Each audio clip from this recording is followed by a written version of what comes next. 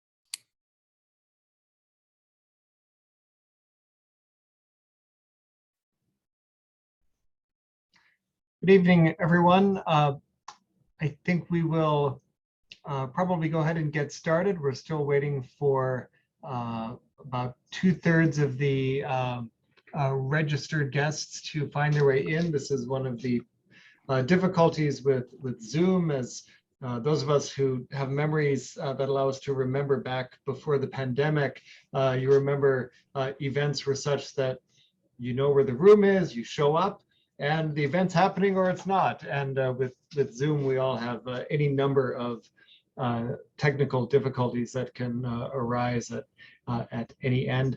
But let's go ahead and get started, and I expect a number of folks will continue to trickle in. My name is Justin Paulson. I'm the director of the Institute of Political Economy, and it's my great pleasure to welcome you to the 2021 Visiting Professors webinar titled From Jobs with Inequality to a Just Transition, How Canada Can Tackle Inequality and Climate Change While Charting a Path to a Low Carbon, Equitable Economy.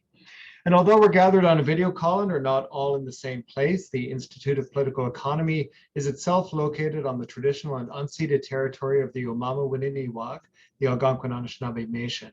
And I make this acknowledgement to remind all of us here that the Algonquin people remain the guardians and caretakers of this land, and that those of us who are settlers are their guests, and we have a duty to honor and uphold the land itself and the sovereign Indigenous rights on this unceded, unsurrendered Anishinaabe territory. So tonight's speaker is Dr. John Peters, the current visiting professor of political economy and work in labor at Carleton University, formerly a professor of labor studies at Laurentian University until Laurentian was allowed by the province to be gutted by bankruptcy vultures. Dr. Peters is now the executive policy director of Blue Green Ideas, a research and consultancy firm dedicated to helping Canada's labor and environmental movements decarbonize the economy.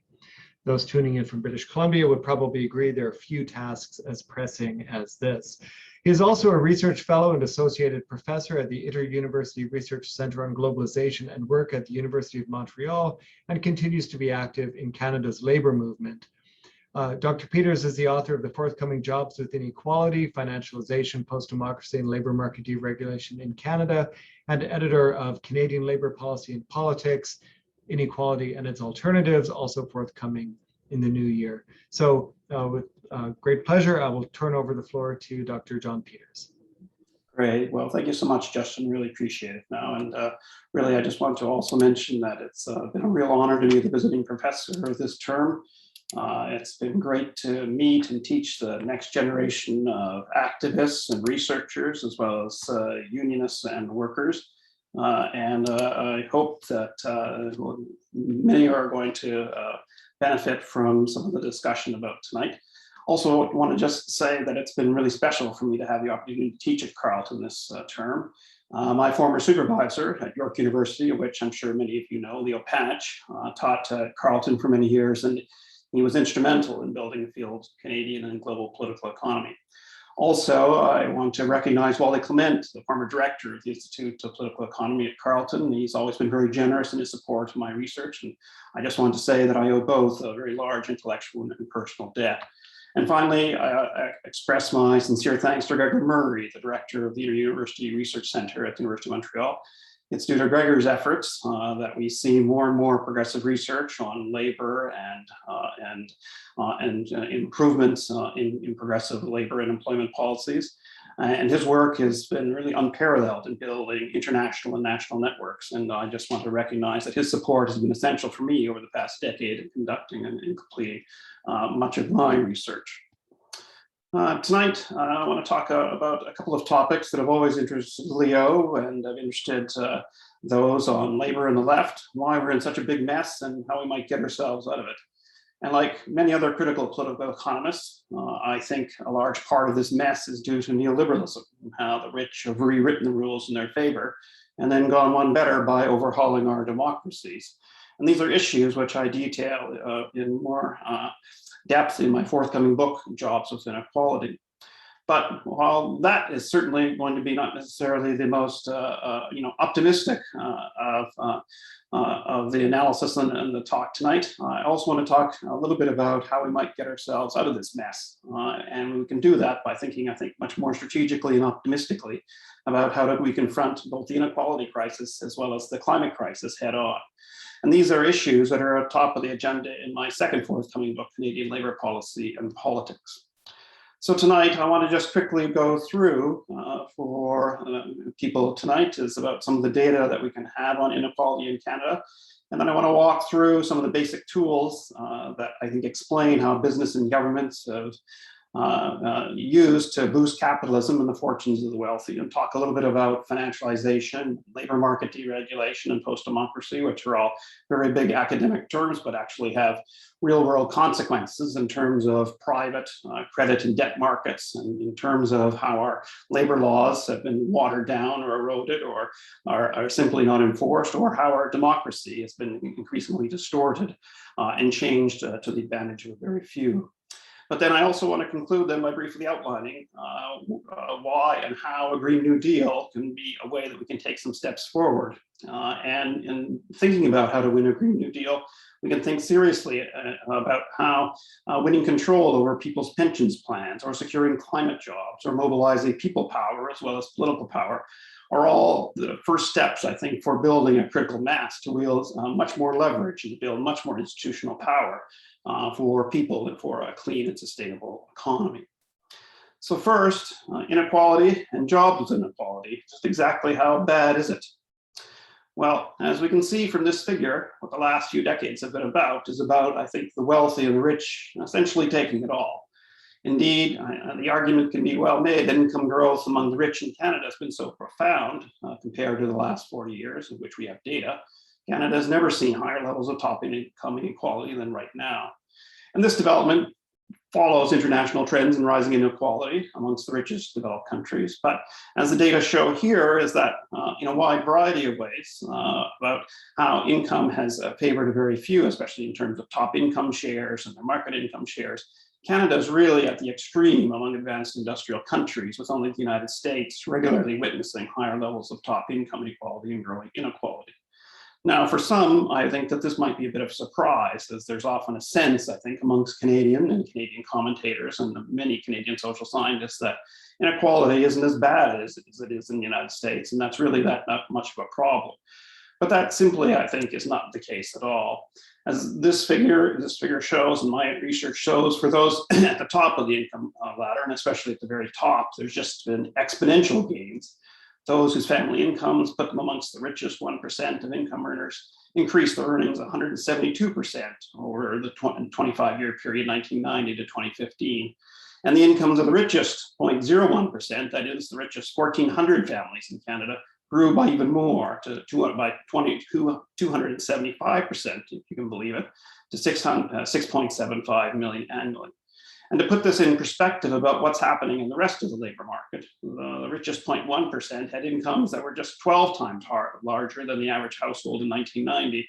But by 2015, the incomes of the rich were 36 times larger. But I think the story of rising inequality in Canada does not just stop with the rich and how they've pulled away from everybody else. That's just a part of it. Rising inequality in Canada has also been very much a story about the ongoing expansion of bad jobs and the systematic proliferation of low-wage, non-standard employment. The disappearance of good jobs and their replacement by low-wage and non-standard employment has been the other big causal dynamic driving the gap between the rich and everybody else. And what's so striking about the figure here is how many Canadian workers are actually mired in low-paying, insecure, and non-standard jobs. The figure tries to break this down by showing all types of workers for full-time, full year, or part-time, full year, part-time, part year, and everyone else who might be considered self-employed, but really it's much more about bogus self-employment. And if we add all those numbers up, it's about 42% of the workforce is now in non-standard employment, but as Leah Bosco points out, it's much better to be characterized as being in precarious employment. That is, people are in jobs with little income, no security, and with no say or voice. And indeed, if we look comparatively now, Canada has the largest wage gap between those with full-time, full-year jobs and those who are precariously employed. And 42% of the workforce, if we add all those numbers up, means that essentially people are, for that 42%, their average annual earnings are a little less than $15,000.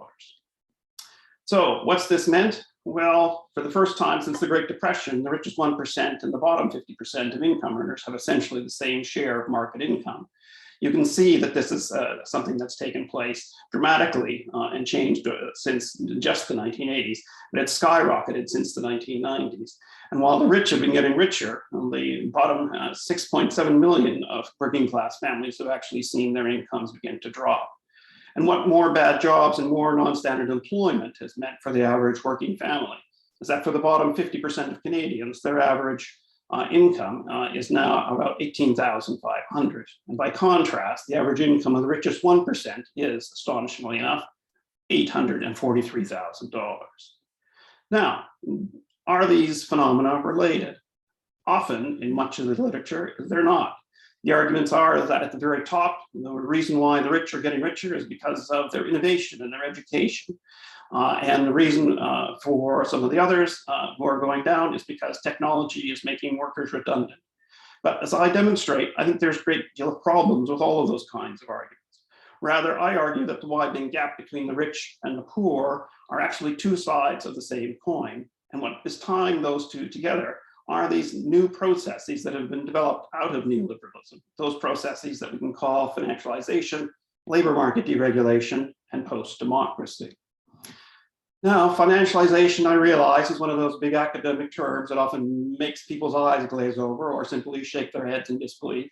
Or just as frequently, definitions of financialization tend to be on the rather bland side, talking something about the increasing importance of financial markets and institutions, or put another way, the sort of the things that the rich do, about how they benefit from a paper economy and ever larger financial markets. Well, I think the idea of financialization and the paper economy, all those help a little bit, but we have to think a bit more seriously about how financialization actually works. Because what I argue is that we have to think much more seriously about how finance and credit have been mobilized to actually strengthen capitalism and how they've been used to increase its capacity to extract wealth and value from the economy. All this while workers produce more but are paid typically less.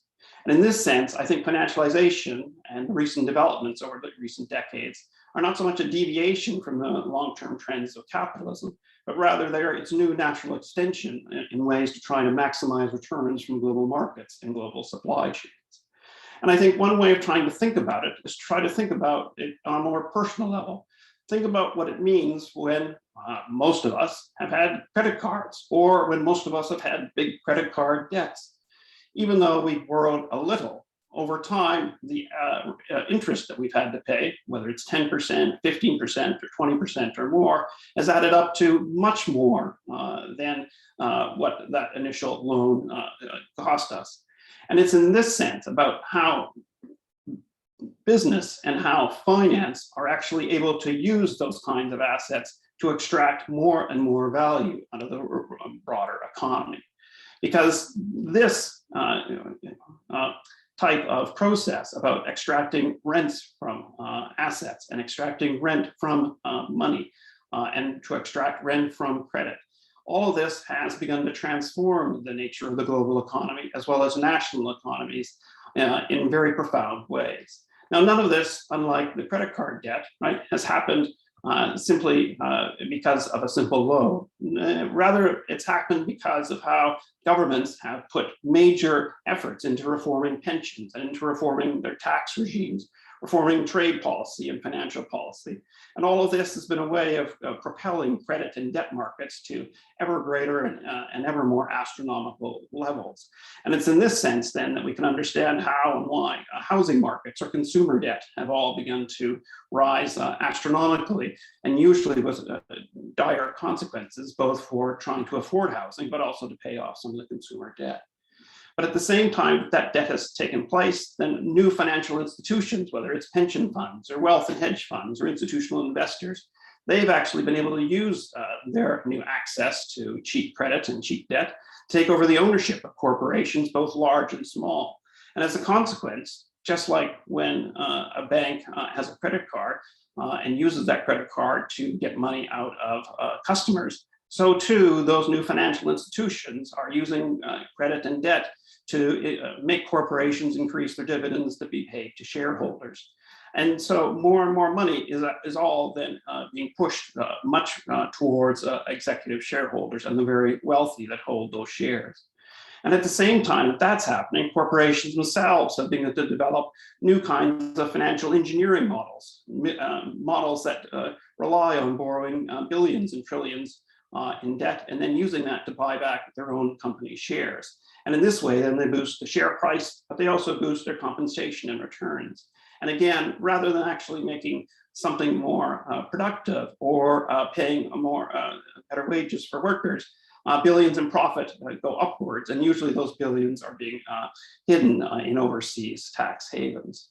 But where this is also taking place, and some of the best examples of this, is this new development of private equity firms. This is when investment management companies and partners go out and take debt, buy up companies, make those companies try to pay off that debt, but usually try to sell off parts of those companies, lay off workers, or raid their pension funds, all the while paying themselves ever larger service fees, and all the while laying off workers as a consequence of their new management model. So in all this sense, I think there's something to it to say that capitalism more than ever is not only global, but it's also a global rent machine, with more and more business being focused on making money from assets without necessarily producing anything in the process. But it's this sense of what financialization has done to corporations that also has huge consequences then for our labor market and for our employment relations. Because if corporations are more focused on increasing share prices or increasing dividends or increasing and making interest payments, all this means that they're going to have to focus on cutting costs. And where they're going to cut costs first is usually in labor costs. And to do this, you either downsize your workforce, or especially you downsize your unionized workforce. You might try to shed collective agreements or get concessions out of those collective agreements. Or you might try to expand your internal non-standard employment and increase the numbers of part-time or temporary or casual workers that you have. Or you might simply just outsource and contract out more work or expand your supply chains.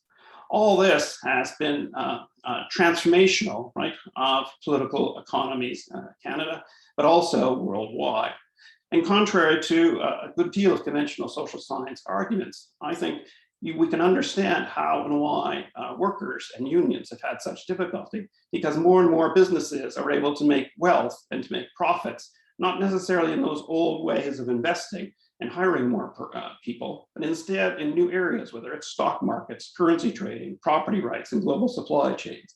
And it's in all these areas where workers and unions can't reach.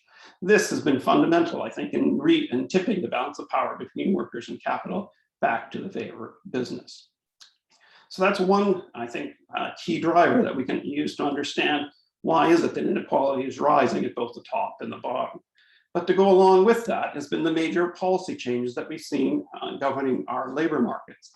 Because just as governments have set capital free through financialization, governments have also simultaneously tried to reduce the power of labor through a dramatic overhaul, or simply through the non-enforcement, or simply the refusal to update labor market regulations. Governments in Canada and elsewhere have regularly unwound or chipped away or simply done little to enforce the laws, policies, and regulations governing our labor markets. This has been led to major changes for everything from collective bargaining and direct legislative attacks on certification to changes to public sector's rights to bargain. But there's also simply just been drift in the simple refusing to improve minimum wages or enforce employment standards, or to do anything to counter employers' increasing resort to temporary, casual, or bogus self-employment contracts.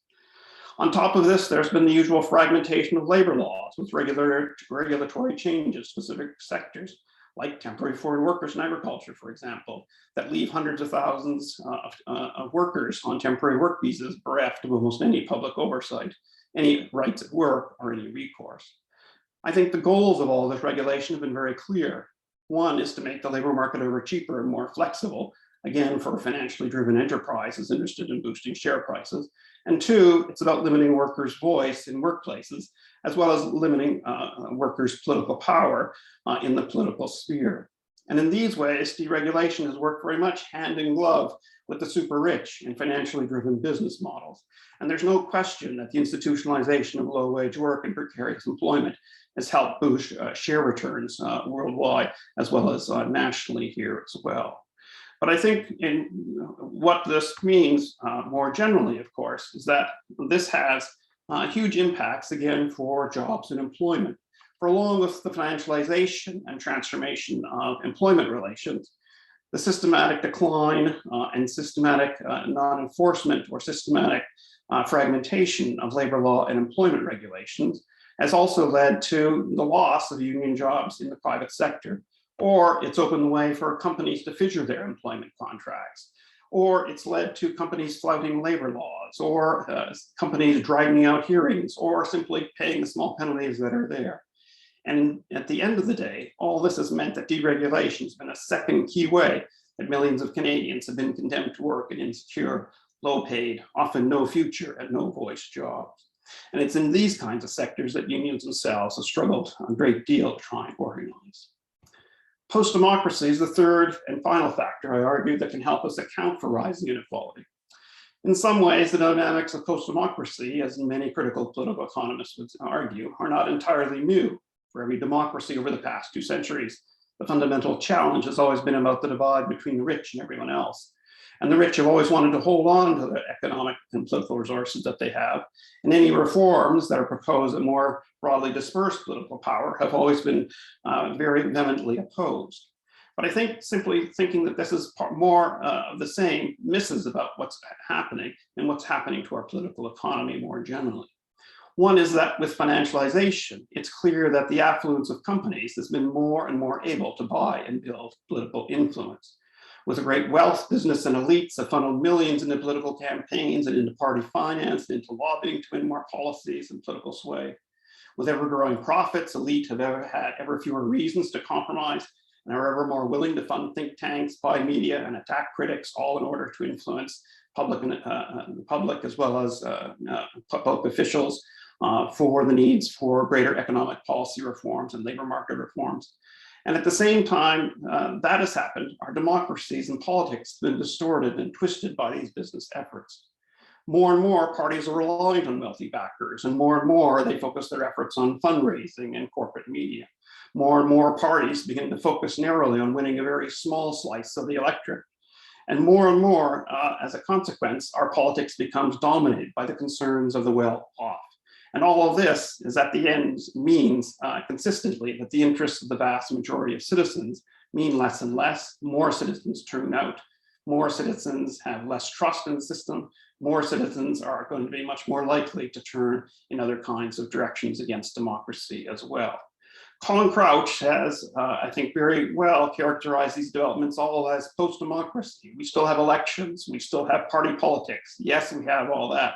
But as he points out, the democracies we have now are not like the democracies that we were building in the 1950s and 1960s. Something very significant has changed, and that is the rise of business power and the nature of how our democracies now function for fewer and fewer. So why is inequality rising? Well, as I show, it has little to do with some of these traditional explanations about technology, education, or global trade. Rather, I think we need to look very hard at how our politics and policies have been changed to favor business and the very rich.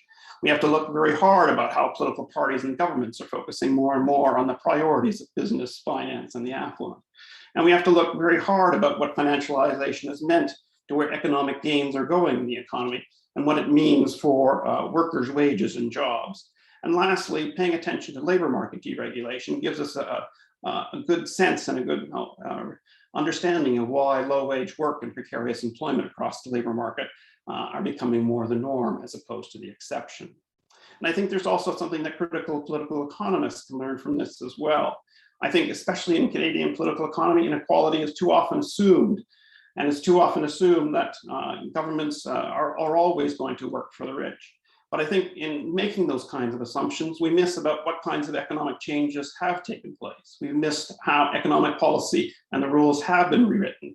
And we've missed very much, I think, the long-term transformation of how the Canadian politics and its organizational landscape has been changed as well.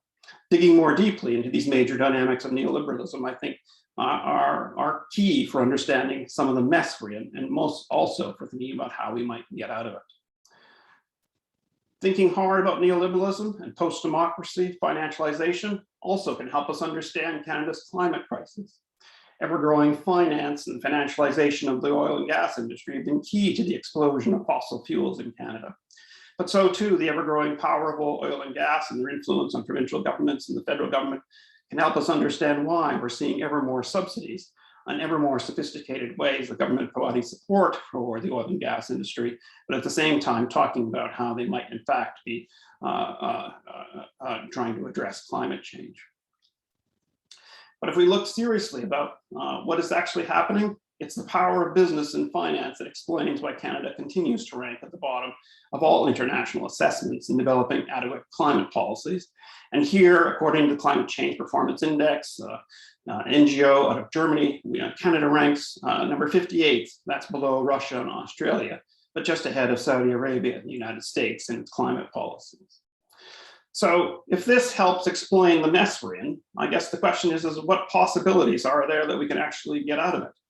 And in our new book, Canadian Labour Policy and Politics, Inequality and Its Alternatives, we begin to tackle some of these issues. And that ranges from discussing new labor and climate policies to tackling and thinking about what new efforts are needed for organizing and political mobilization. But tonight, I just want to very briefly discuss a couple of these strategies and political goals, and that begins with a Green New Deal. Now, like many others today, I would argue that a Green New Deal on just transition is the most practical and pragmatic way to begin to curb the power of finance and to recast our democracy so we can get the public policies needed to tackle the climate as well as improve the well-being of workers. Started in the UK and now I think leading the debate in the US, a Green New Deal recognizes the importance of democracy in guaranteeing fundamental human rights in the response to the inequality and climate crises. The Green New Deal recognizes the rights to a sustainable economy and how renewable energy and electric infrastructure has to be at the top of our priority list. Green New Deal recognizes the right to quality public services and how, as we grapple with drought and fires and floods and SARS-related viruses, it's actually crucial that we defend and expand our public services. And the Green New Deal also recognizes the right to economic security, how this must be met through a just transition and new labor policies that secure good climate jobs and guaranteed and dignified work for all who want it. I think these demands are not only good and necessary, but I think they're also key political steps for actually transitioning our economy and our democracies onto a more sustainable path. But if we're going to talk about a Green New Deal and how we're going to win a Green New Deal, then I also think that we're going to have to get more serious about the kinds of progressive politics and the kinds of popular movements that are going to be needed to actually see it succeed. There's no question that there's been much more activism today than there has been in recent decades. But moving forward, there's got to be more ways for both labor and climate to come together and to be more strategic and more effective in making the case for a Green New Deal. And I think that we can start on this path about championing a Green New Deal by thinking more seriously how we can resist financialization and turn people's economic resources into some long-term investments for a green and renewable economy. I think we also have to think harder about how we can win climate jobs and union jobs that are going to help millions more and help build up the communities across the country. And third, I think we have to think more systematically about how we can build up both people power and win political power. And that's going to be starting with electing more Green New Deal champions to office. Why should we start with pensions? Well, as Kevin Skerritt, Carleton's visiting professor last year and a staffer who deals with pensions at CUPE, he's always reminding us there's about $2 trillion of people's money currently tied up in pension plans across Canada today. That's a substantive sum of cash. Now, this money is supposed to be about distributing wealth, not about creating it. But as he's shown, and as many others shown, the private and public pension plans that we now have are simply integral to global finance.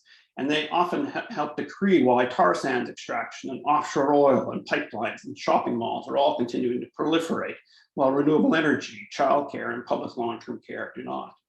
And the main reason why that the world of pensions is so plagued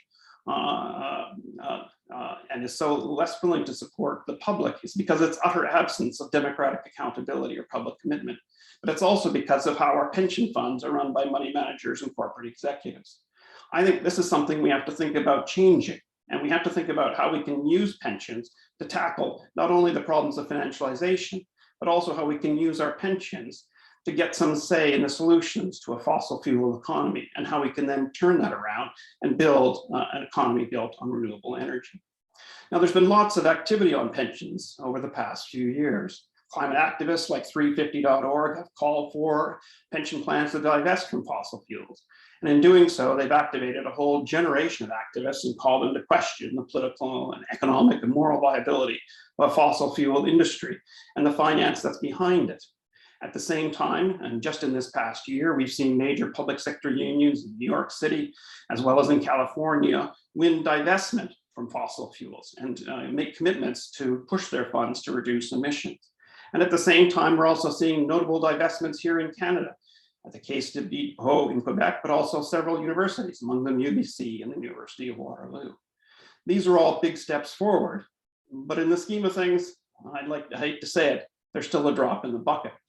What we need is not only climate divestment campaigns, we're also going to need renewable energy campaigns. But to win those kinds of things, we need both workers and climate activists jointly working together to demand that people and workers especially have clear rights and powers over their pension funds, and that they are able to use those powers to secure the well-being of workers as well as a sustainable climate.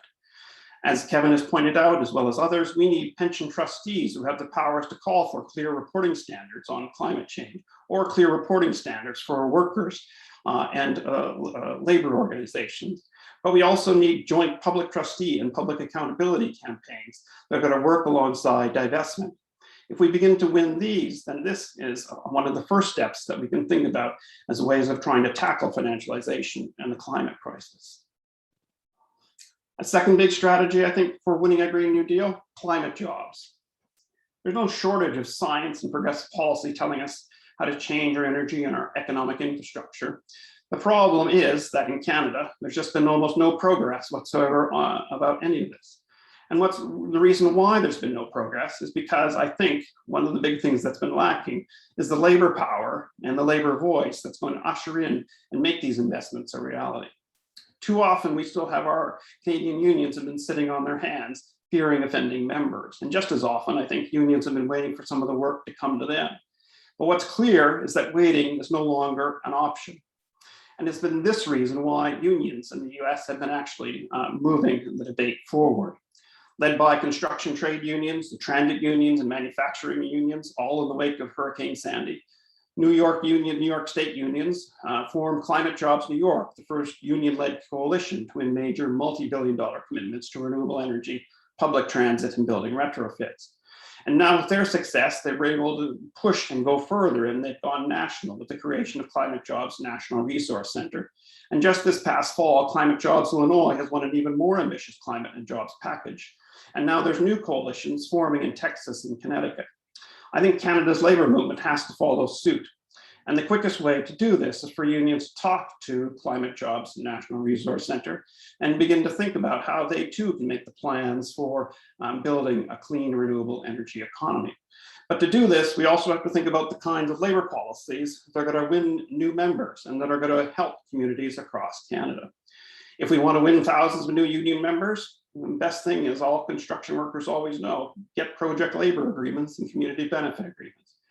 If we want to set new wage and job standards for the labor market, we need to bargain pattern standards for workers across all of these new renewable energies and across all the provinces. And if we want to make sure that everybody benefits, and that we want people to buy into these kinds of plans, we have to make sure that there's apprenticeship and targeted hire mandates. Estimates suggest that there's some 1 million to 4 million new direct jobs needed to meet Canada's climate targets over the next 2 decades. So fighting for climate jobs, I would argue, is probably the best way for Canada's unions to begin rebuilding their strength and help usher in a clean and renewable energy economy. But we also need more people power. There's no question that over the past even 5 or 6 years, the efforts of climate activists have been nothing short of phenomenal. Students and environmentalists and climate activists have all led waves of school strikes and Fridays for the Future. And they've set off some of the largest acts of civil disobedience we've seen in decades, with millions out in the street in Canada as well as around the world.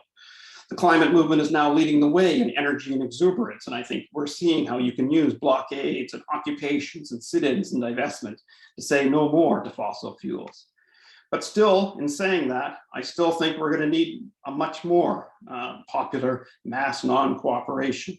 And we need that because the sad fact is that business as usual is still taking emissions ever higher and compounding hopes for mitigation, something that we've seen yet once again at COP26 just this past week. It's clear that the kinds of protests that are taking place are still not enough, and that the climate strikes by themselves are not going to be putting the fossil fuel economy out of commission anytime soon. What's going to be needed is a swelling movement of climate strikers, but also a swelling movement backed and led by unions. And without this kind of joint action, I see that there's no way to actually push real climate action up on the political agenda. And there's no way for workers and labor movements to actually win those needed pension reforms or to get those kinds of climate jobs. Today's unions are still a bit too hesitant to join in such action and too reluctant to take such actions or to engage in debates with members about why such action is necessary. But it's important to remember that all the major gains for Canada's public policies and Canada's labor movement have all come from mass non-cooperation. They've all come from strikes and walkouts. They've all come from sit-ins and city closures. And they've all come from arrests in the wake of trying to disrupt business as usual. This was the case in the 1930s. This was the case in the 1940s at Kirkland Lake, Hamilton in 1946, Sudbury in the 1960s, the postal workers' strike in 1965. There's no winning climate jobs, there's no winning divestment from fossil fuels, and there's no winning new finance for a clean energy economy, I would argue, without strikes, walkouts, and closures. Only direct actions are going to be able to stretch the level of common sense and garner the wide support necessary for a clean and renewable economy.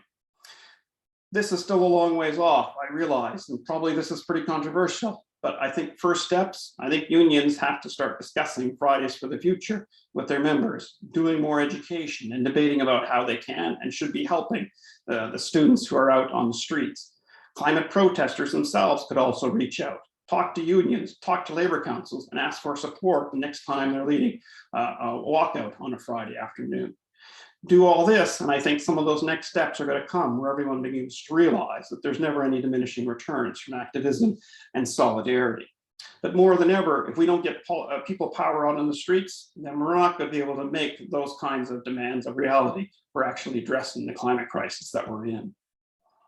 Lastly, we have to think about electing Green New Deal champions and making our politics much more serious to see those kinds of victories take shape.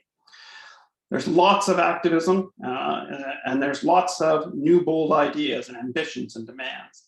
But even as these new models and demands are taking shape around the world, I still think that union and climate activists are going to have to be smarter and much bolder about how they win political power. Have to be smarter and bolder about how we build the political voices that champion a Green New Deal. And we have to be smarter and bolder about how we go about building our coalitions and bringing people along to fight for an ambitious and far better future. To counter the power of business, we need to have allies and governments that are actually champion our solutions. If we're going to counter some of the weak and counterproductive proposals, like carbon capture, for example, that are currently on offer from our current governments, we need to put workers and environmentalists into our city councils, into our provincial legislatures, and yes, up onto Parliament Hill. And to build the voices that are going to be heard by a wider public, we need the organizational networks across our country so that we can actually orchestrate our political efforts. The Sunrise Movement in the United States, it's taken many of these steps, and it's seen the kinds of gains that what an activist movement can actually accomplish by putting far more progressive people into the Democratic Party and making them part of the new reality of politics in the United States. So if in Canada, if we want to make similar headway, I think it's imperative that we begin to think seriously about the kinds of political organization that we need to put in place to make this happen. If we want to see climate and climate job champions elected, I think we need to do something like establishing climate justice or Green New Deal national chapters in each of Canada's major cities. We need those chapters to bring together labor, climate, and community activists. And we need those people to begin discussing about how we can win more people on side, about whether or not we're getting more activists, and whether or not we're actually making progress in getting people trained, getting people financed, and then finally getting them elected. These are, I think, some of the key steps that we need to actually see to win a Green New Deal. Why is it essential? Well, Greta Thunberg has been the voice of our generation. Our future, she's pointed out, depends on it. But in saying all that, we also know that it isn't going to be easy. but in looking at all the problems, and certainly we can see in looking at the problems of the climate, the hurdles of financialization, post-democracy, we all realize that those are big problems, but we also have another big problem before us. Speed matters a lot to us now. Currently, we're speeding towards disaster so quickly that some of the small wins and moral victories and small steps that we're gaining are simply not going to cut it. We need ways to decisively break from the status quo if we're going to meet our targets by 2050, and we're going to have to do it now as fast as possible. There's no shortcuts, I think, for accomplishing this. There's no international agreement that's going to save us. There's no quick fix that's suddenly going to come here in Canada and suddenly lead to climate jobs and renewable energy. What we're going to have to do is that we're going to have to think about how we win climate jobs and renewable energy. We're going to have to think about how we can win back control of our pensions and begin to push back against financialization and big business. And to do all this, what's required is that we have to win more people to a Green New Deal cause. We have to grow a bigger active base of support, and we have to build the organized political networks and organized ideas that are going to win political office. No question, these are big, tall challenges, to be sure. Every activist I know, every family member that I know has been involved in labor movement, all know that progress is always hard won. But the possibilities, I think, are there. I think we can, and I hope we will win a Green New Deal. And as Greta has reminded us, I think we have to try and start today. Thank you very much. Thank you very much, John. Normally, of course, we'd have the applause of a live audience. We can't do that in the webinar, but I think we can presume it's there. For my part, I spent the afternoon looking at a video from the devastation in British Columbia, and was thinking, are we looking at only dystopia? Are there utopian possibilities? How do we get from A to B? And I really appreciate your contributions here. We do have 4 questions already in the Q&A. I'll remind everyone that if you would like to ask a question, type it into the Q&A, and I will read it out to Dr. Peters. The first question comes from Mohammed, and it reads, is it possible to say that the fractional reserve banking system has enabled capitalism to exploit the society in a way in that we need a change in that banking system? The system does ensure that money is in circulation, but as we see it, the money seems to pile up at one end, and it isn't helpful. So I suppose another way of asking this is, can we pin any of the blame of the deepening inequality on the fractional reserve banking system itself? Well, certainly central banks have been very friendly to big finance and to big business. And we've just recently seen this yet again during the COVID crisis with quantitative easing. Quantitative easing both during the current crisis, but also during the last financial crisis of 2008, 2010. Was all about buying up corporate bonds and buying up bond markets and government bonds as well. And all of that usually then was easy money for big businesses and big finance to go out and borrow more and then take that credit in turn and usually buy up their own stock. And this has been one of the sort of great wealth grabs that we've seen over, I would say, over the past 2 centuries or more. Thomas Piketty might say that there's been other events, that are comparable, but I would think this has been some of the biggest wealth grabs you've ever seen. Trying to transform about what central banks do, though, is a big hurdle, but we definitely have to think about finance and thinking about green finance. Now, lots have been arguing that we can actually green our finance. We can use that kind of quantitative easing not to serve the very rich and serve the Googles and Facebooks of the world, but actually use that quantitative easing from central banks to buy green bonds from provincial governments that are investing in renewable energy. I think that's a really good demand to think about. But doing that also means we're going to have to get some political power to make that a reality. We definitely need much more politically active central banks, and we need much more public accountability of those central banks, so that they're not only serving a very few. So yeah, trying to think about trying to transform the central bank, that's a big one, but that's even a bigger hurdle than some of the ones that I talked about earlier tonight. Thank you, John. The next question comes from Alan. Will workers support climate-oriented pension divestments that reduce the returns on pension funds and thus worker pensions? How can this tension be resolved? Well, it's being resolved to some degree, both in New York City and in California. You've seen those pension funds be very effective about divesting from fossil fuels. And one of the reasons, of course, is some of the economics that pension fund managers and workers and unions themselves are seeing. Having stranded assets in oil and gas might mean the major collapse of pensions and pension returns over the long term. So I think that's been one argument that's been pretty successful. Personally, I don't know if it's the economic argument that I want to win, though. I don't know if there's any worker or any union that should be thinking about how they want to be securing their retirement on the backs of the climate or on the backs of a destroyed work environment for everyone. I think there's moral case to be made that we actually need for workers to divest from those pension plans. But I think even more importantly, I think we need to make the democratic argument. Why is it that workers have trillions of dollars in pension funds, but they have no say about where it goes? Is it all just about making returns? Is it all just about trying to serve the benefits and the profits of a few? I think workers should begin to think seriously about that is our money, and our money should be invested in things that are going to sustain our economy and make sure that it sustains good jobs. I think those are the kinds of arguments, those political arguments and those moral arguments, I think, are ways to try and win over more workers to say that they have to do more in terms of their pension funds.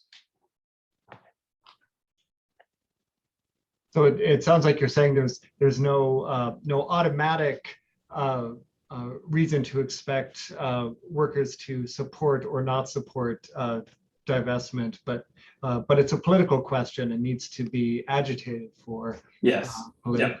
Yeah. The next question comes from Rosemary, and it reads: neoliberalism is a stage or moment in capitalism.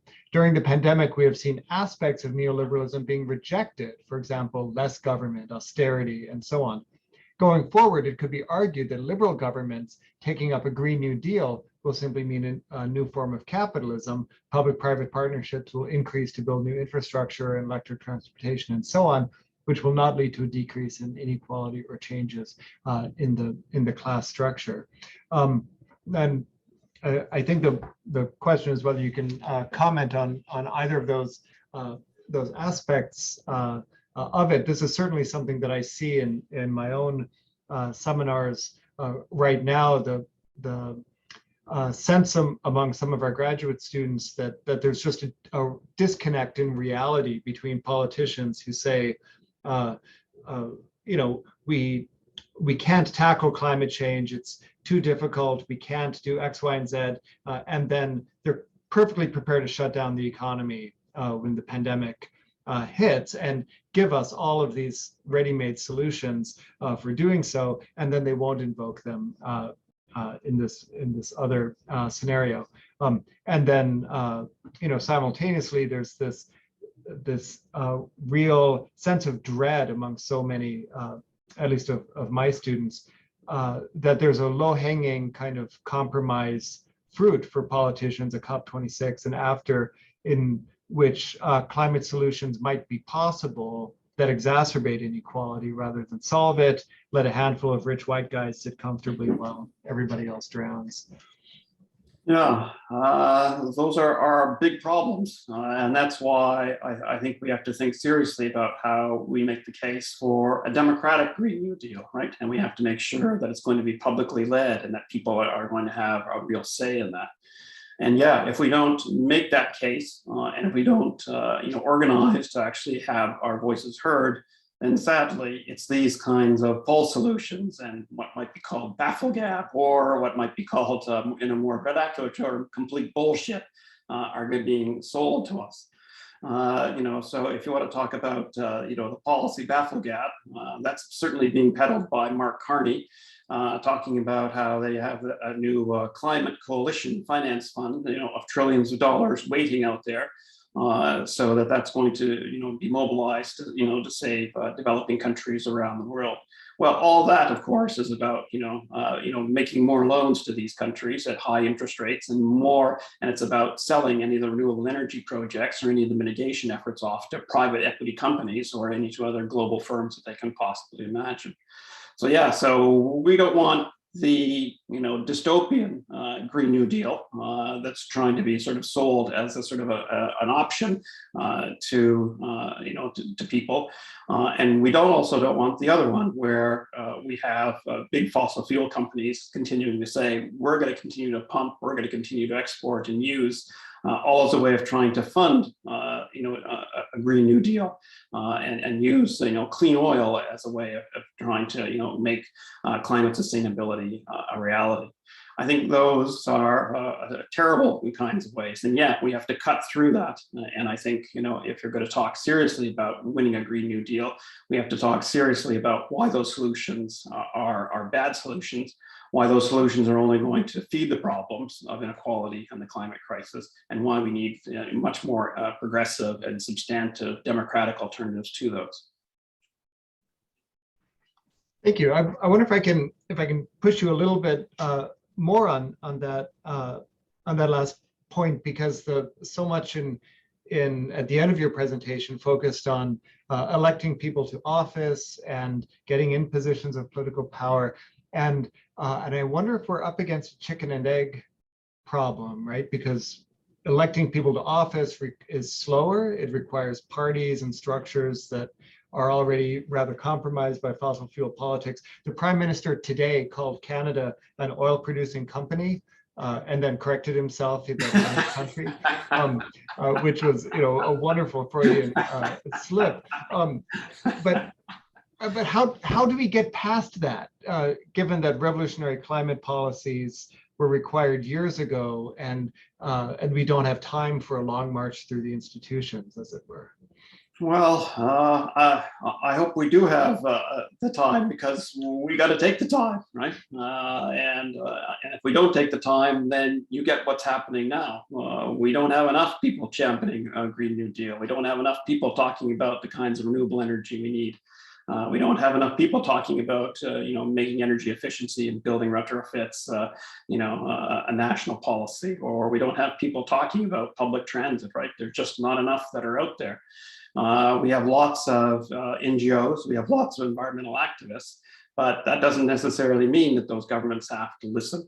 So we have to think seriously about how we're going to try and elect people, how we're going to get them into those offices. And we need to think seriously and strategically about what it means at a city council level, what it means at a provincial level, what it means at a national level. Doesn't mean you have to take the whole big picture all at once. You're not going to do it. At least I think it's too hard to think about the big picture, in the long term. The first steps are you got to try to get people elected.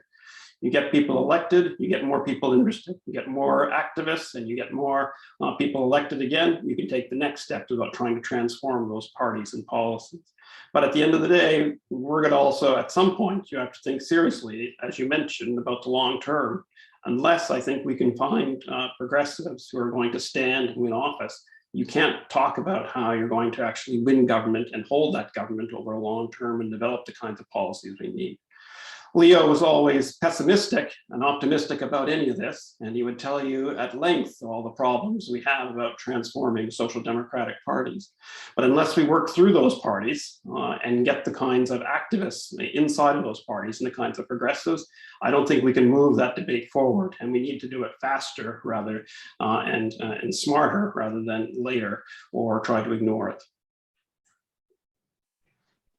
Thank you. The next question is from Alan, and is along sort of similar lines. It sounds like you're suggesting the formation of a new Green New Deal political organization, maybe a party or an NGO or something of that sort, to advocate and coordinate a lot of other organizations for climate action, labor, environmental organizations, local organizations, and so on. How do you avoid making that just add another layer to an already complex array of diverse interest groups, this sort of hodgepodge of existing NGOs that you were just talking about? Yeah, that's a huge question. That's a good question. I don't know if I have all the answers, but we have to begin to discuss about how we can do that rather than just be a hodgepodge. Yeah, we need a Green New Deal national chapters, and we need climate justice national chapters, and we need groups in all those places to sit down and say, these are the principles we can agree on. Yeah, that's hard, but guess what? In the 1930s, there was popular coalitions and popular fronts across countries, and all of that was because they realized that there was a huge threat facing them, and that was Nazism and fascism. And I think the kinds of challenges that we face today in terms of the climate catastrophe or in terms of inequality, those are just about as big as that was faced in the 1930s. So we're going to have to come together and think about how we can create those kinds of coalitions. It doesn't have to be a new political party. I don't think you're going to move forward on a new political party. We already have political parties. We need to transform those political parties. To do that, we have to actually go about and think hard about how to create the coalitions and the popular fronts necessary to make those changes in politics a reality for us. Thanks. The next question is from Hadrian, and it reads, thank you for the presentation. As someone working at the intersection of labor and environmentalism, I agree that we spend too much energy on what is possible, the incrementalism, and not enough on what is necessary, the transformation. One obstacle seems to be an inability to imagine anything other than the status quo. How can we help workers and citizens see the potential of a different and better economy? Yeah, well, climate jobs, when I first heard about it about 2 years ago at Cornell from some of the lead organizers from this, I was, well, blown away, to be perfectly frank. This idea that unions were coming together and unions themselves were putting out the plans for new renewable energy across New York State, putting together the plans for massive expansion of public transit and the massive expansion of public retrofits and solar panels on public schools. This was all very, very impressive. So, putting those coalitions together was the first way to say, and think seriously about, there is a different future out there. And we're going to only get that future if we put our heads together and work our asses off to get it. And by doing that, right, I think that raised the bar for everybody there. Certainly to move out of that status quo, I think Hurricane Sandy was a wake-up call for both unions as well as for climate, as well as for politicians in New York State. I don't know if we need a Hurricane Sandy here, but if we see the floods and we see fires, we see droughts, as regular occurrences, in many parts of the country now, all of that should hopefully be something of a wake-up call for us as well. Putting together union coalitions for climate jobs, I think, is a really great strategy that we have to think more seriously about and begin to discuss. The next question is from Alan, different Alan from the last one. You have pointed in your presentation to the growth of private equity funds. Effectively, they're replacing some of the funds which would have come from banks and near banks in the past. In the last few days, the CEO of Brookfield pointed out that his company has started to function as a private equity fund as well, providing credit to other companies. First, I wonder if you would comment on this trend. And second, I wonder if you have any idea of the relative size of private equity funds operating in Canada. We need more research on private equity. You're going to ask for me to remember exactly how many more private equity funds. I can't remember that number exactly. And the size, I should have also looked up the number prior to it. But I can tell you the growth has been exponential, 300% or more, both in the numbers of private equity companies and in the size of private equity funds. And the buying and selling that's taken place has also been astronomical. So private equity is now, a huge concern and a going concern for how businesses operate in Canada. And we don't have yet the kinds of research on private equity that we see in the United States, but we do have many of the sort of case studies about what private equity is doing. And again, it's doing similar things as in the United States. We've seen this in construction companies. We've seen this now in some of the grocery service chains, as well as some of the supply chains for that. And private equity is doing exactly the same things, loading those companies up with debt, stripping those companies, taking huge service fees, and then pocketing things, and walking away where and when they can. So yes, private equity is is capitalism on steroids, and we have to be very concerned about what it's doing. And we also have to begin to think seriously about how we can either stuff the genie back in the bottle, or make sure that we regulate those companies so that they don't simply continue to grow and metastasize, across the economy.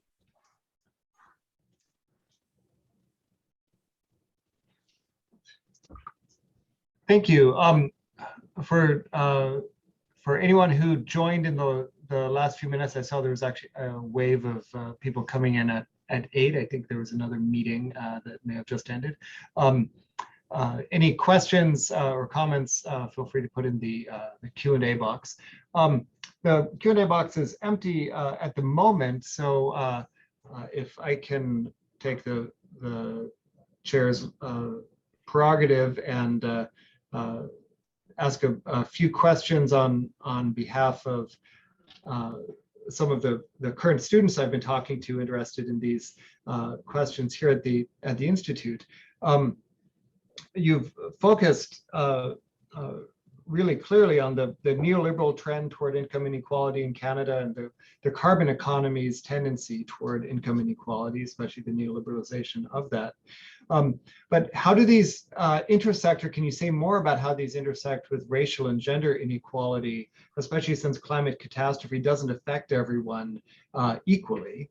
And is organized labor doing enough, or what can we do to push it to do more to promote an intersectional climate justice platform? Two big questions again.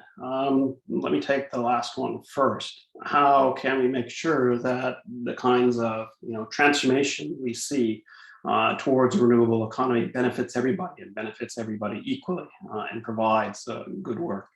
Well, I think the idea of climate jobs and winning good, labor policies that are going to ensure new jobs in communities, whether it's in renewable energy or whether it's in building retrofits or, whether that's in public transit or, whether that's in more sustainability and waste. All of those, areas where we can see major job potential. I think we have to make sure that those jobs go to those communities. It can't be just, an elite of white male construction workers, getting the most of the jobs. And what we're seeing in both the Climate Jobs New York example, as well as Climate Jobs Illinois, is that part of those agreements have also been massive commitments to new investment, but also to commitments to apprenticeship programs for workers in disadvantaged communities, but also commitments to targeted hire mandates, so that it covers BIPOC people as well as disadvantaged communities, and that people are all going to get good jobs, and those communities are going to benefit from those good jobs regardless racial or ethnic background. So I think this is one of the sort of the key ways that we can begin to sort of build a movement, but also to actually improve labor policies for everyone. One of the terrible things that we've seen from labor market deregulation is how this has sort of opened the door for businesses, large and small, to use women and people of color and more generally as another lower tier for precarious employment. And to sort of combat that, we have to think about how we're going to try and win better labor laws. And that's been the focus for a long time. But I think if we're simply going to try and focus on winning those labor laws, we're going to be waiting a long time. I think trying to win the battle on winning better climate jobs and climate job policies is the most dramatic way to try to unionize and organize, as well as train, millions of new workers, as well as to benefit communities in a more substantive way. And that covers off these problems of sort of intersectionality, and it brings people into union movements. And it's been labor movements, I think, that have been one of the driving forces for equality for all workers, right, from all backgrounds for more than a century. And so taking that forward, we have to think strategically again. If we need renewable energy jobs and we need more public transit, how can we make sure that all those jobs are going to benefit all workers in all communities again? And I think this is some of the key steps that we have to think more seriously about as a way of trying to win that Green New Deal and win the support for a Green New Deal. Thanks. We do have a new question in the Q&A. This is from Davide. thank you very much for the presentation and showing the intersection between finance and the reconfiguration of labor markets. My question is, how do you see the role of global markets and specifically free trade? There are certainly some limitations to the potential jobs we can create if we face global competition. Do you see requirements for regulating markets to be able to provide more jobs? I presume it means more domestic jobs, good Green New Deal jobs. Well, one of the positive developments that we've seen out of COVID, but also out of discussions about trying to move forward, is talking about more renewable and sustainable supply chains. And this has become a thing. It's become a thing because the auto industry is much more concerned about its resource use, but it's also become an issue because the auto industry wants to be seen as doing its part for a renewable economy, because it sees both potential, but it also sees great potential losses if it doesn't address that. Well, that's then, forced steelmakers as well as miners all to begin to think much more seriously about how to green their production and extraction and processing means and processes over the long term. So I think there's something there, in terms of those bigger processes that goes against some of the sort of longer term trends that we've seen towards deregulation and the lowest common denominator. There's pressure now that's coming from companies, interestingly enough, because of the climate crisis, to try and reverse some of those long-term trends towards ever lower environmental and labor standards. Now, so that's one way. The other part, of course, is that I think labor movements have been making the case that they shouldn't be undercut. And we're seeing both in the United States, but also in Germany now, efforts, as well as in the EU, of efforts to say that free trade in steel is no longer on the table. That steel has to be low carbon and has to be produced in a low carbon fashion. So this is also sort of challenges. So dealing with the climate crisis has provided, I think, new openings to challenge the sort of lowest common denominator trade agreements that have typically been in place. So talking about climate again and making sure that we have real political pressure, I think, are some of the best ways to make sure that the sort of older trade liberalization policies aren't going to be carried forward.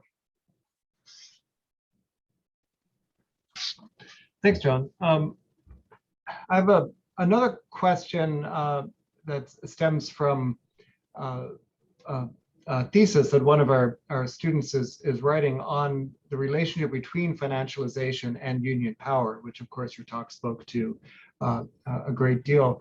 And in the way that you think about financialization and its impact on the power of labor, I wonder if you think it's the power of labor that's minimized by financialization, or the particular conditions under which organized labor can exercise that power, or is it a combination of both?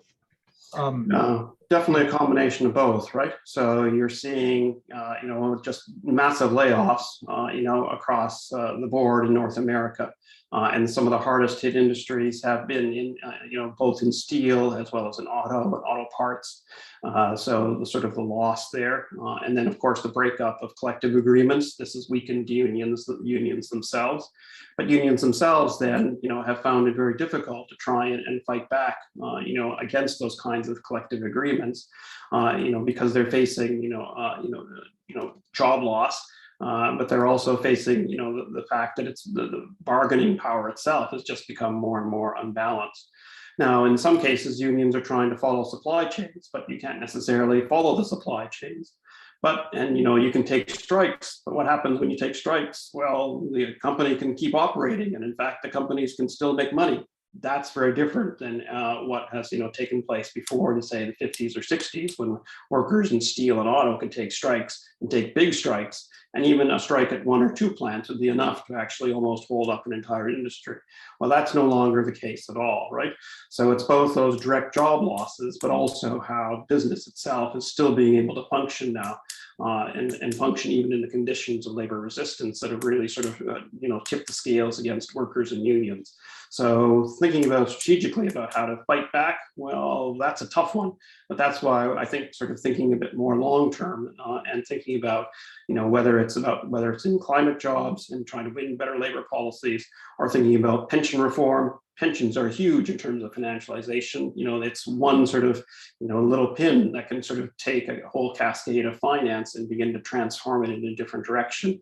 I think all of those ways are much more effective sort of tools for unions and workers to think about trying to tackle financialization in the long run, as opposed to trying to chase supply chains down the road, into the developing world or into China. And what about socially reproductive labor rather than productive wage labor in in the steel factory, for example? If we are seeing a diminution of the ability of productive labor to organize at the point of production, what about social reproductive labor that historically has only ever been able to exercise power at other points in the process, whether circulation or general political realm and so on? Do we see more movement toward coalitions between organized labor and social reproduction labor, for example? Well, I would hope so, and I think one of the quickest arguments that you can make for public sector unions, whether it's in healthcare or social services or childcare or education, is that if we don't have a renewable economy, there's no revenue to pay for public services, right? So public services better think seriously too about how they're going to make sure that we continue to have a renewable economy, because if we don't have a sustainable economy, there's no public services, right? So that's one sort of side that we have to think seriously about, and why public sector unions have to sort of begin to also make much more strategic kinds of commitments to a Green New Deal. The other side of that is I think that we need more public services. And this is not only, this is a long-term argument that all public sector unions and activists, whether it's, the childcare activists who've been fighting for, more than 50 years here for a national childcare plan, or whether it's more recently people who've been making an argument for a public long-term care program, right? These are things that we need, and we can see the consequences if we don't have those. If you suddenly have a massive virus and that's going across your entire country, well, it's going to be decimating and it's going to be devastating to your populations if you don't have good public services. And many of these kinds of problems that we're seeing, whether it's going to be floods or droughts or viruses, well, all of these are related to both industrialization, but also about the continuing deteriorating conditions of the environment. So having good public services, I think, is one of the sort of key ways that that we can also adapt to the kinds of climate change that we're probably going to be seeing over the next 20 or 30 years. And the stronger the public services that we have, whether that's in healthcare or social services or long-term care, the better able that we're going to be able to sort of cope with some of the disastrous consequences that are still going to come, even if we make the most heroic and most optimistic efforts about reaching 1.5. Thank you.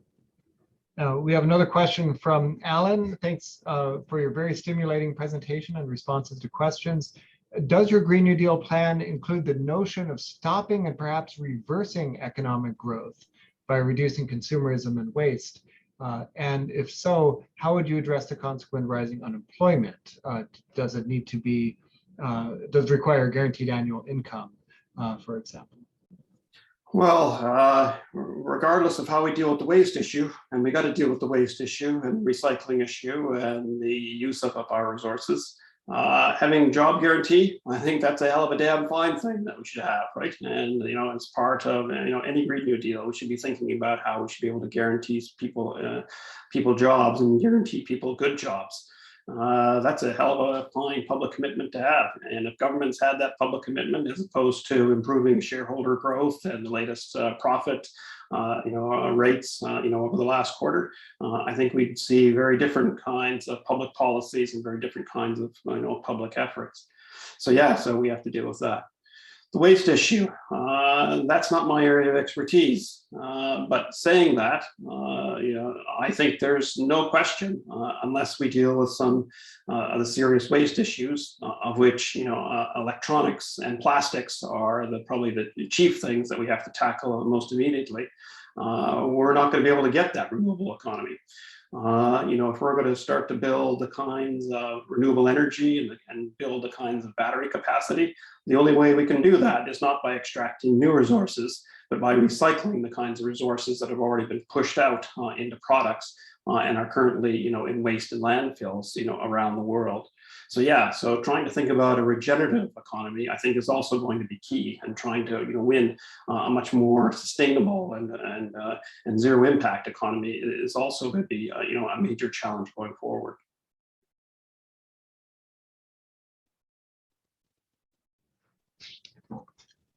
The Q&A box is currently empty. While we wait for a minute to see if anyone has any final questions. I know we are coming up on 8:30 very soon here. But there's one issue that I have a question about. It is frequently discussed here in Ottawa, simply because we're on unceded land here, but very rarely gets answered. It tends more to be gestured toward, which is how do we fight collectively for climate justice on unceded land, producing new jobs, shaping a new economy, partly from the bottom up, partly from the top down, but presuming that it's on collectively our land, rather than most of us involved in this being settlers on that land. Who needs to lead this? Who needs to be involved in it in more than a sort of putative consultation process?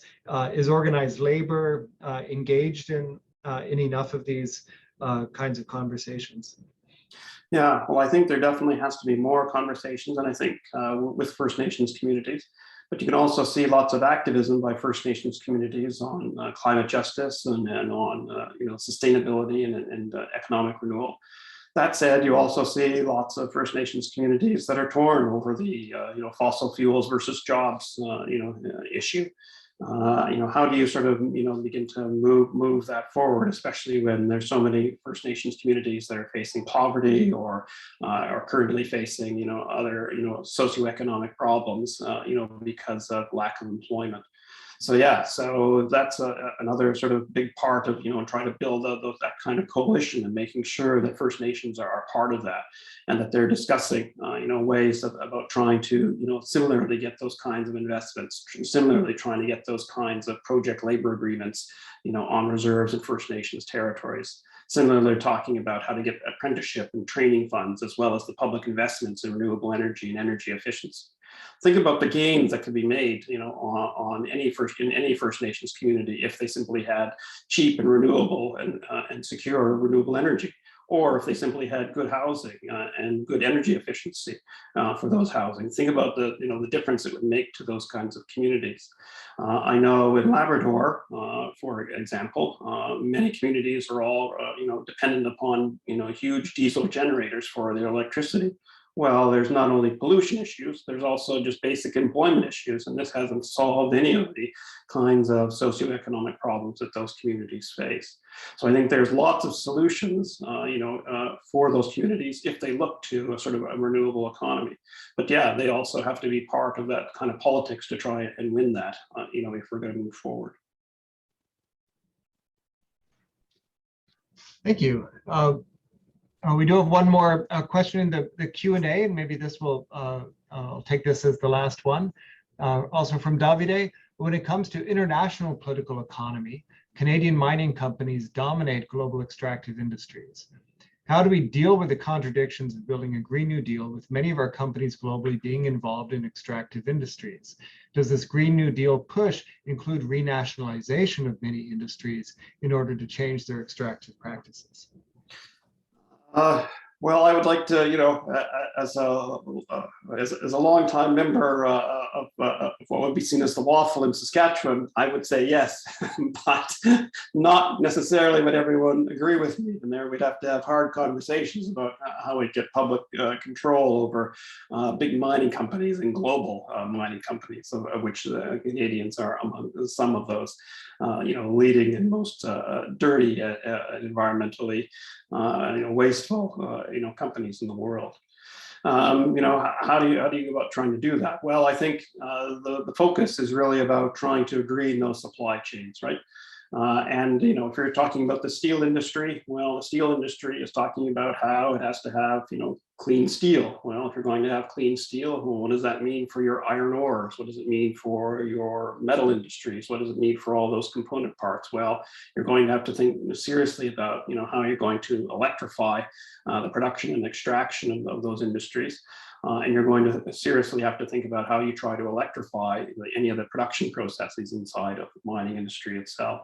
I think those are the first steps needed, right, to try and whether we push nationally. And I know that the USW, the United Steelworkers, have been pushing for policies where it's going to be green supply chain industries, and there's going to be green public procurement. I think with all of that would put pressure on those big global multinationals to try and transform some of their practices. And that would be the sort of best way of trying to make some gains forward. And if they still don't do that, well, the next steps, you might think about what we should be doing. You don't necessarily have to nationalize a company. You should just tax them, right? Canadian mining companies and Canadian oil and gas companies have some of the lowest royalty taxation rates, as well as the lowest corporate profit tax rates of anywhere in the world. Simply taxing those companies and saying that we're going to continue to tax until we see changes, that might be the best way to try and leverage massive economic transformations inside of those companies. Well, thank you very much, John. This was a very stimulating hour and a half, and I do leave it myself more optimistic than I came into it this evening, and I hope others did as well.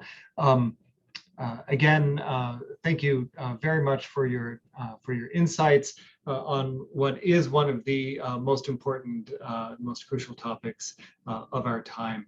So, virtual round of applause for Dr. Peters, and thank you very much to all the attendees and participants, and to everyone who asked questions. This webinar was recorded. It will be available online on the Institute of Political Economy's website. And I'll take this time as well to thank Tabitha Malowin and Kenya Thompson, who helped us on the Institute side, and everyone who helped us from ITS services at Carleton on the tech side to make sure that this all works smoothly. So thanks to all of you, and stay in touch with the Institute and with Dr. Peters. Great. Thanks so much. Have a good night, everyone. Thank you.